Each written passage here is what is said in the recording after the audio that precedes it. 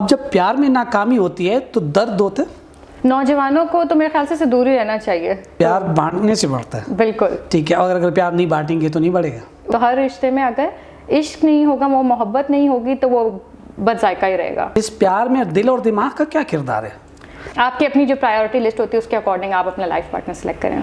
ये love marriage पे यकीन करती है आप लव करें, अरेंज करें, सबकी रजामंदी से करें। एक चीज़ जो अनम अपने बारे में बताना चाहेंगे, अभी तक लोगों को नहीं पता, बता दें। मैं और रज़ा हम लोग लॉन्ग डिस्टेंस रिलेशनशिप में हैं। खूबसूरत लड़का या अमीर लड़का? टीनेज प्यार हो जाते हैं, फिर उसमें आपको धोखे मिल जाते हैं, फिर आपको लगता है कि दुनिया ख़त्म हो गई है। तो कौन सी 3 चीज़ें जो आप हस्बैंड में देखना चाहती है? बर्दाश्त नहीं है आप में, तो फिर तो वो अन्ना वाली बात आ गई ना आपके अंदर। आपने कहा मेरी बात है तो पत्थर पे लकीर हो गई है। दूसरे की बात को वैल्यू देनी चाहिए, उसको अंडरस्टैंड करना चाहिए, उस पर स्ट्रेस करना चाहिए और बर्दाश्त करना चाहिए। वेलकम टू तलाशीश विद केरी। बहुत बहुत शुक्रिया आने के लिए, टाइम निकालने के लिए बहुत बहुत शुक्रिया। बहुत शुक्रिया नेमत आपको बुलाने के लिए। Thank you so much. Anam अपनी ज़िंदगी में क्या क्या करती है? अनम अपनी ज़िंदगी में मैं एक स्टूडेंट हूँ। मैं एक जगह जॉब करती हूँ एज एन एडिटर, और मैं ब्लॉगर भी हूँ। तो वैसे भी औरतों के बहुत सारे रोल होते हैं, बहुत किरदार होते हैं ज़िंदगी में। हाँ। तो वो तमाम रोल पूरी कोशिश करती हूँ कि मैं वो पूरे करूँ, और वो करती भी हूँ। नहीं, ऑब्वियसली हमारे माशरे में देखा जाए तो फीमेल की ज़्यादा रिस्पॉन्सिबिलिटी और मर्द की भी होती है, लेकिन बिल्कुल फीमेल की होती अपनी है। दोनों की इक्वली होती है। ये जैसे आपका पता है हमारा शो है प्यार मोहब्बत और इश्क के हवाले से। तो अब जब प्यार में नाकामी होती है तो दर्द होता है। प्यार में नाकामी होती है, दर्द तो बिल्कुल होता है। अगर दिल से किया हो तो फिर तो दर्द होता ही है। अच्छा। ये प्यार है क्या चीज़? प्यार क्या चीज़ है? बहुत मुश्किल सवाल है। प्यार की बहुत सारी किस्में भी हैं। आप प्यार को किस तरीके से, किस लेंस से देख रहे हैं, ये तो उस पर डिपेंड करता है। लेकिन है तो बहुत अच्छी चीज़, बहुत अच्छी चीज़, कोई नेगेटिव चीज़ नहीं है इसमें करने में। अच्छा, प्यार बांटने से बढ़ता ही है, कहते हैं। प्यार बांटने से बढ़ता है। बिल्कुल ठीक है, और अगर प्यार नहीं बांटेंगे तो नहीं बढ़ेगा। वन साइडेड है ना, रोड ब्लॉक होती है। फिर खत्म हो गया सब कुछ। मतलब अगर आप किसी से प्यार करते हैं तो उसको प्यार देना शुरू कर दे, उनको मोहब्बत देना शुरू कर दे, रिस्पेक्ट देना शुरू करे तो वो बढ़ेंगे। ये प्यार, इश्क और मोहब्बत का जो रिश्ता है, आपको लग रहा है हमारे नौजवानों को इसका असल मीनिंग पता है? नौजवानों को तो मेरे ख्याल से दूर ही रहना चाहिए इस चीज़ से। बिल्कुल। ठीक है, क्योंकि हम लोग की जो नौजवानों से मेरी मुराद ये कि 18 साल तक के जो हैं, ठीक है, तो उसमें ये है कि उनको इन चीज़ों से दूर रहना चाहिए। ये चीज़ें उनके लिए, प्यार के लिए एक जो प्राइम एग्जांपल होना चाहिए वो अपने माँ बाप होने चाहिए। एक पैशन अपनी पढ़ाई के साथ होना चाहिए, अपने एक करियर के साथ होना चाहिए। बाकी ये जो प्यार है गर्लफ्रेंड बॉयफ्रेंड वाला, हस्बैंड वाइफ वाला, तो ये तो लाइफ के साथ हर किसी की शादी हो ही जाती है। तो इससे ज़्यादा उस चीज़ पे फोकस करना चाहिए। आपको अपना उस चीज़ को पैशन बनाना चाहिए जो आपके साथ लाइफ टाइम रहता भी है। आपका करियर, आपका कैरियर, उसके साथ ज़्यादा मोहब्बत करना चाहिए। ये जो गर्लफ्रेंड बॉयफ्रेंड वाले उसको छोड़ दें, छोड़ ही देना चाहिए, क्योंकि इसका कोई फायदा नहीं होता। अच्छा, मेरे तो ख्याल में कि आपकी अटेंशन जो है आपकी पढ़ाई की तरफ से, आपके फ्यूचर की तरफ से हट के एक तरफ आ जाती है। फिर आपको जी वो टीनेज प्यार हो जाते हैं, फिर उसमें आपको धोखे मिल जाते हैं, फिर आपको लगता है कि दुनिया खत्म हो गई है, जबकि ऐसा नहीं होता है। अच्छा। तो मेरे ख्याल से जिन लोगों ने ये इस फेज से गुजर गए हैं, तो उनसे सीखें और ये ना करें। ठीक है। ये इसमें एक और चीज़ भी लोग कहते हैं, मुझे प्यार हो गया, मेरा दिल ये कह रहा है, दिमाग ये कह रहा है। इस प्यार में दिल और दिमाग का क्या किरदार है? प्यार में दिल और दिमाग का, अगर आप, वही वाली बात है, अगर आप टीनेजर हैं तो आप बस वो दिल से ही सोचेंगे, दिमाग नहीं इस्तेमाल करेंगे। ठीक है। थोड़ा सा आप बड़े होते हैं, मैच्योर होते हैं, तब आपको समझ आता है नहीं, रियलिस्टिक ग्राउंड्स पे प्रैक्टिकल होकर सोचना है। तो दिल और दिमाग दोनों को इस्तेमाल करना चाहिए, लेकिन एक सर्टेन एज के बाद होता है आपका।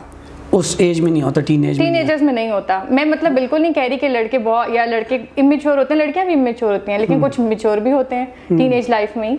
तो लेकिन ये है कि ज़्यादातर लोग दिल से इस्तेमाल करते हैं, तो दिमाग को इस्तेमाल करना ज़रूरी नहीं समझते। तो दिल और दिमाग दोनों का इस्तेमाल करना ज़रूरी है, बहुत ज़रूरी है, किसी भी रिश्ते में, किसी भी प्यार में। बिल्कुल बैलेंस इसी तरह होगा कि दिल और दिमाग दोनों से आप उसको इस्तेमाल करें और सोचें कि अच्छा ये ठीक है कि ये नहीं ठीक है। ठीक है।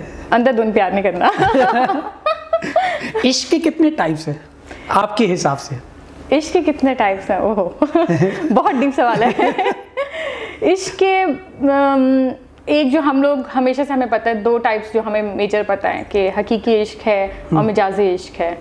तो लेकिन अगर आप उससे भी हट के देखें तो इश्क हमारे लिए हर तरफ फैला हुआ है। माँ बाप का बच्चों के लिए इश्क है, एक जानवर का अपने बच्चों के लिए इश्क है, हमारा अपने टीचर्स के साथ इश्क है, हमारा अपने बहन भाइयों के साथ इश्क है। तो मैं तो इश्क को उन्हीं चीज़ों में करती हूँ। ज़्यादातर मैं फोकस इस तरह करती हूँ कि इश्क हकीकी पे रहे, आपका अपनी इमीडिएट फैमिली के साथ रहे, अपने दोस्तों के साथ रहे, और हर रिलेशनशिप में वो होना चाहिए। वो एक कहते हैं ना कि एक खाने में नमक नहीं होगा तो टेस्ट नहीं होगा। तो हर रिश्ते में अगर इश्क नहीं होगा, वो मोहब्बत नहीं होगी, तो वो बस जायका ही रहेगा। ठीक है। इसमें आपने एक और चीज़ मेंशन की है, जानवरों का उनके अपने बच्चों के साथ इश्क है, मोहब्बत है, प्यार है, इंसानों का भी है। इसमें डिफरेंस क्या है? डिफरेंस क्या है? हाँ। जो माँ बाप का अपने बच्चों के लिए होता है ना, वो आपने देखा होगा, मैं अक्सर फेसबुक पे या कहीं वीडियोस देख रही होती हूँ कि एक जानवर है, अपने बच्चे को उठा के हॉस्पिटल लेके गया है, या एक डॉग ने अपने बच्चे को उठाया हुआ उसको पानी पिला रहा है, वो माँ अपने बच्चे को वो बारिश से बचा रही है। तो माँ का और जो बच्चे का प्यार है वो आप किसी भी उस तरह देखें, इंसानों में देख लें, जानवरों में देख लें, वो यकसा मिलेगा आपको, कभी उसमें कोई डिफरेंस नहीं मिलेगा आपको। इसी तरह जो इश्क हकीकी है या खुदा से जो हमारी मोहब्बत है, हमारी 1000 गुनाहों को वो दूर करके वो फिर भी हमें नवाजता है। तो ये एक बहुत बड़ी बात है कि उस जितना प्यार तो कोई भी नहीं कर सकता हमसे। बेशक, बिल्कुल। सो आपका इश्क किस टाइप का? मेरा इश्क किस टाइप का है? मेरा इश्क किस टाइप का है, मतलब बेलौस मोहब्बत करनी चाहिए। मेरा मतलब मेरा जो एक है विजन के, मतलब आपको बेलौस मोहब्बत करनी चाहिए अपने माँ बाप से भी। कोई वो नहीं रखना चाहिए गर्ज हो, नहीं मैं अगर करूँगी तो वो मुझे ये मिलेगा, अगर मैं उसको इतना प्यार दूंगी तो मुझे प्यार देगा। माँ बाप या बहन भाई या शौहर जो इस तरह के होते हैं, उनके साथ रिश्ते आपके ऐसे होते हैं कि आप उनसे कोई डिमांड नहीं करते, और ये मैं कहती हूँ बहुत प्योर रिश्ते होते हैं। बेलौस मोहब्बत आप इसमें मेंशन किया, माँ बाप बहन भाई सारी होते। में एक और रिश्ता आपने मेंशन किया जो बहुत अहम होते, सारे रिश्ते अहम होते जो, लेकिन आपकी ज़िंदगी के साथ हस्बैंड के साथ, उसके साथ आप कैसे बेलौस मोहब्बत करती है और कब से शुरू किया? बेलौस मोहब्बत मैं और मेरी रिसेंटली, मतलब 5 महीने पहले ही मेरा निकाह हुआ है। तो मैं और जो मेरे हस्बैंड है रज़ा, हम लोग बहुत अच्छे फ्रेंड्स थे। ठीक है। तो फ्रेंड्स से जो एक रिश्ता फिर आपका बनता है ना, वो शादी का, वो आपका रिश्ता जो है मजबूत होता है, क्योंकि आपको एक दूसरे के प्लस पता होते हैं, एक दूसरे के नेगेटिव्स पता होते हैं। तो वो भी एक तरह से बेलौस मोहब्बत ही होती है। तो मेरे ख्याल से तो मतलब मैं कभी, हम लोग इस तरह की कोई डिमांड नहीं करते कि अच्छा हम लोग लाइफ में जाके हम इसी तरह रहेंगे। हमें पता है कि लाइफ से बंदा चेंज हो जाता है, मूड चेंज हो जाते हैं, बंदा खुद मेंटली चेंज हो जाता है। तो बेलौस तो होती है कि हम कोई डिमांड और वो नहीं है, डिमांडिंग वगैरह नहीं कर रहे हैं। नहीं, बिल्कुल हम दोनों ही नहीं है मेरे ख्याल से। अच्छा, आप दोनों। तो इसमें एक और चीज़ आपने कह दिया कि आप लोग दोस्त थे, तो क्या ये जो आजकल हम मंगनी कर रहे हैं, शादी कर रहे हैं या हम निकाह कर रहे हैं, उसके लिए कुछ पहले 2-4 महीने या साल दोस्ती ज़रूरी है या वैसे बस करना चाहिए? ये डिपेंड करता है लोगों के ऊपर। मेरे लिए ये बहुत इंपॉर्टेंट है कि कंपैटिबिलिटी हो। मेरे लिए बहुत इंपॉर्टेंट था ये कि मेरी कंपैटिबिलिटी हो। मैं किसी भी रैंडम मदद से शादी नहीं कर सकती, बेशक वो 2 महीने के टाइम में उससे बात करूं, लेकिन मैं उससे अपनी सारी जिंदगी नहीं गुजार सकती थी। मेरे लिए कंपैटिबिलिटी मतलब टॉप पे थी, प्रायोरिटी थी मेरी। ठीक है। तो मैंने इसी चीज़ को फिर आगे वो किया। बाकी चीज़ें तो ये होती हैं, टेम्परेरी होती हैं। तो मेरे लिए तो कंपैटिबिलिटी बहुत इंपॉर्टेंट है, मैं कहती हूँ होनी भी चाहिए। इससे आपकी बहुत सारी चीज़ें होती हैं, ये एक कोई गारंटी नहीं होती कि फ्यूचर में आपके सारी चीज़ें सही जाएंगी, लेकिन ये है कि आपकी अपनी जो प्रायोरिटी लिस्ट होती है उसके अकॉर्डिंग आप अपना लाइफ पार्टनर सेलेक्ट करें। उसके आपकी जो प्रायोरिटी लिस्ट होती है उसके अकॉर्डिंग। क्या ये जो आपने अभी कह दिया, एक बात इंटरव्यू शुरू होने से पहले मैंने आपसे एक चीज़ पूछी थी कि आपका जो निकाह हुआ ये लव हुआ या अरेंज हुआ, आपने कहा लव। ये लव मैरिज पे यकीन करती है आप? हाँ बिल्कुल करती हूँ। मतलब आप लव करें, अरेंज करें, सबकी रजामंदी से करें। ठीक है। तो लव मैरिज हाँ होनी चाहिए, अच्छी चीज़ है। आप एक दूसरे को समझते हैं, एक दूसरे को जानते हैं, एक टाइम स्पेंड किया होता है आपने एक दूसरे के साथ। ठीक है। और मैं तो बिल्कुल उसके हक में हूँ। ठीक है। हाँ। जब आप टाइम स्पेंड करते हैं, एक दूसरे को जानते हैं, एक दूसरे को अंडरस्टैंड करते हैं, उसके दरमियान में कोई लड़ाई झगड़े आते हैं? अच्छा, अल्हम्दुलिल्लाह, मैं मतलब वो एक सुपरफिशियल सी बात नहीं कर रही, लेकिन अल्हम्दुलिल्लाह हमारी कभी लड़ाई नहीं हुई। मैं ऐसा काफ़ी टाइम से एक दूसरे को जानता है, अभी हमारे निकाह को भी 5 महीने हो गए, तो लेकिन हमारी कभी लड़ाई नहीं हुई। हम लोगों ने एक अपना रूल बनाया कि डिस्कशन से चीज़ें सॉल्व करनी है। हाँ, डिफरेंसेस आते हैं, हर जगह आते हैं, तो ये है कि हम डिस्कस कर लेते हैं। ठीक है। कि चीज़ों को डिस्कस करके, अगर वही वाली बात है कि मैच्योर होते हैं ना, तो हम उनको मैच्योरली सॉल्व करते हैं। ठीक है। मैच्योरिटी दिखाते हैं हम उन चीज़ों के अंदर। यही एक बात होती है रिलेशनशिप में कि आप जो है मैच्योर हो जाओ। आप जो है कभी ये ना फील करो कि नहीं बहस सही होगी या अपनी ही मनमानी है।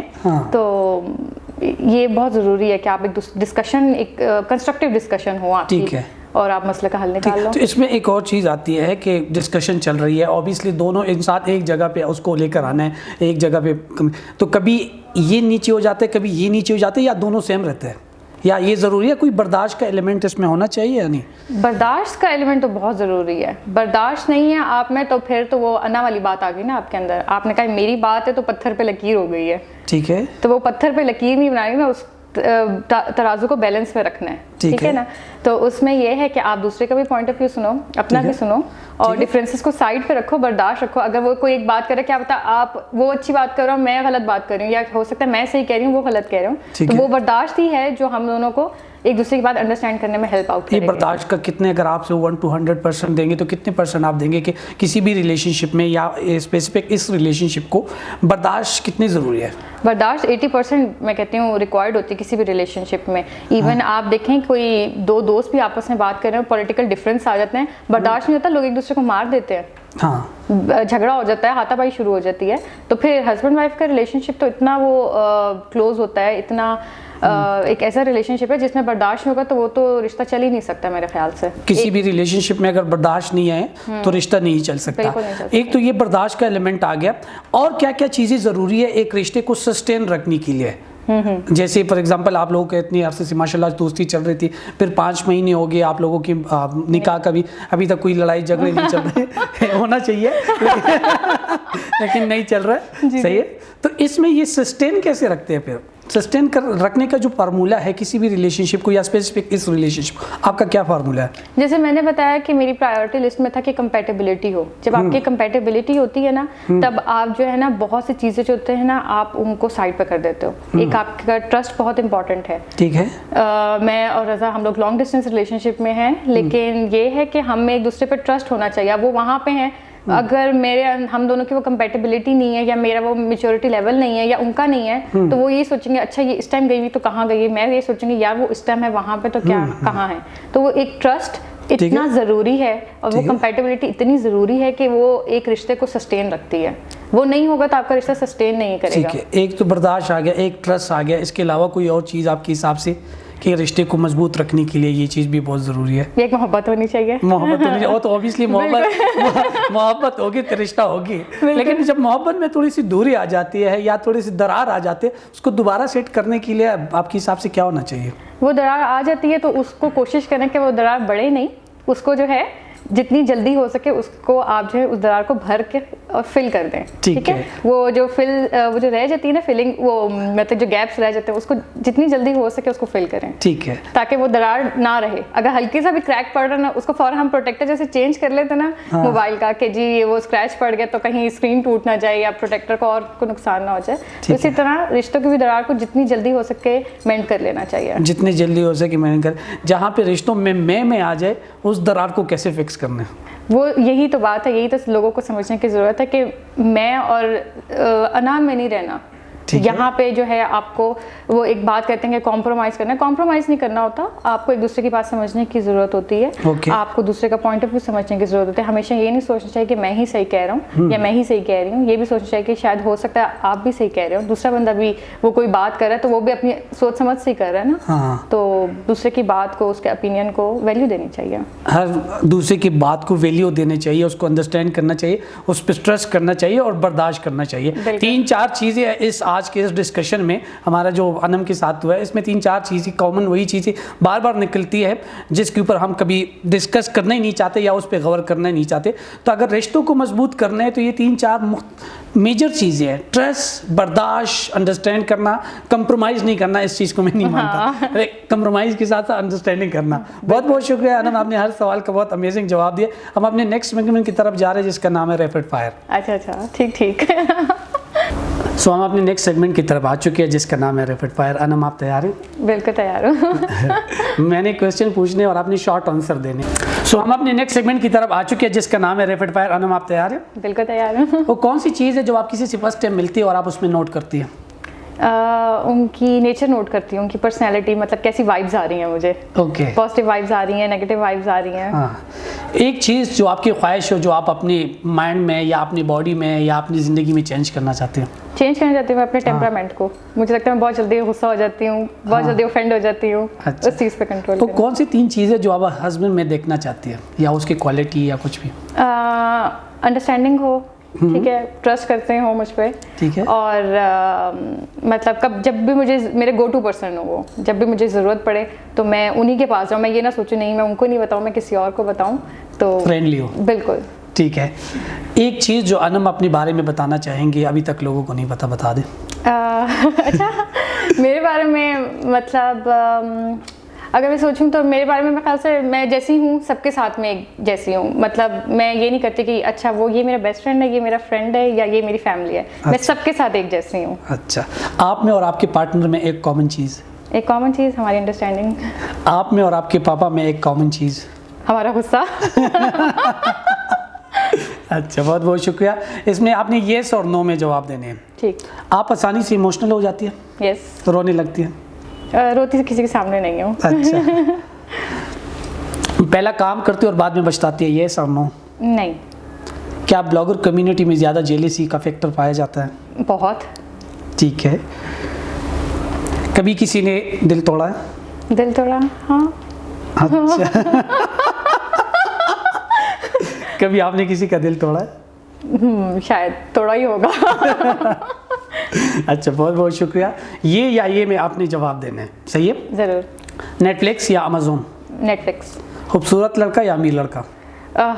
ये दोनों चीज़ें जिसमें हम दोनों, किसी को भी मैयर नहीं करना चाहिए, लेकिन पैसे के बारे में तो बिल्कुल भी नहीं करना चाहिए। अच्छा, तो खूबसूरत लड़का। चले, हाँ, ये कर लेते हैं। पहाड़ या समंदर? पहाड़। दोस्ती या प्यार? प्यार। फहद मलिक या रज़ा खान? रज़ा खान। निमरा मेमरम या मरियम अस्फंदियार? दोनों मेरी बेस्ट फ्रेंड्स हैं। मरियम। अच्छा, बहुत बहुत शुक्रिया, आपने हर सवाल का बहुत अमेजिंग जवाब दे दिया। अगर आप अपनी ऑडियंस को, हमारी ऑडियंस को कोई मैसेज देना चाहते हैं रिश्तों के ऊपर, मोहब्बत के ऊपर, इश्क के ऊपर, या कोई एडवाइस देना चाहते हैं तो प्लीज़ आप दे दें। मेरी एडवाइस यही है कि आजकल जैसे हालात चल रहे हैं तो अल्लाह ताला सबके घर में खैरियत रखे, लेकिन जैसे हालात हैं तो उसके मुताबिक हम आज हैं, शायद कल ना हो। तो दिलों में एक दूसरे के लिए बुग़्ज़, जेलसी, हसद या गिले शिकवे मत रखें। अच्छे अच्छे से लोगों से याद रखें, अच्छे अच्छे तरीके से मिलें लोगों से, क्योंकि हम चले जाएंगे हमारा इखलाक ही रह जाएगा। एग्जैक्टली। और रिश्तों में बर्दाश्त पैदा करें। अगर कोई आपसे नाराज़ है तो आप मना लें, कोई आपकी शान में या आपकी उसमें कोई फ़र्क नहीं पड़ता। तो ये हमारे लिए दुनिया में भी अच्छा है और हमारे लिए आखिरत में भी अच्छा है। तो जितना हम्बल रहें, जितना लोगों से अच्छे तरीके से मिल सकते हैं मिलें, और हंसी खुशी रहें, मोहब्बत बांटें। मोहब्बत बांटते रहे और मोहब्बत करें और मोहब्बत फैलाते रहे। बहुत बहुत शुक्रिया। इंशाल्लाह मिलते हैं नेक्स्ट जज के साथ, एक नेक्स्ट एपिसोड के साथ। Thank you so much.